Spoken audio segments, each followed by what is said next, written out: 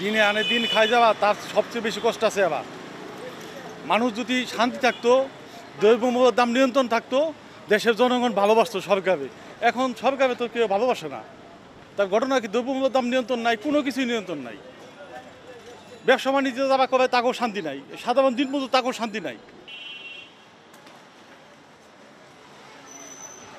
Net নাই, আমরা কারোর সাথে যোগাযোগ করতে পারতেছি না, বাজারে যাইতে পারতেছি না, বাচ্চারা স্কুলে যাইতে পারতেছে না, পোলাপানের এই অবস্থা। ঘর থেকে বের হইতে পারতেছি না, বের হইলে ধরে নিয়ে যেতেছে, পুলিশের সামনে ভর্তি হইতেছে, পুলিশে দৌড়াইতেছে।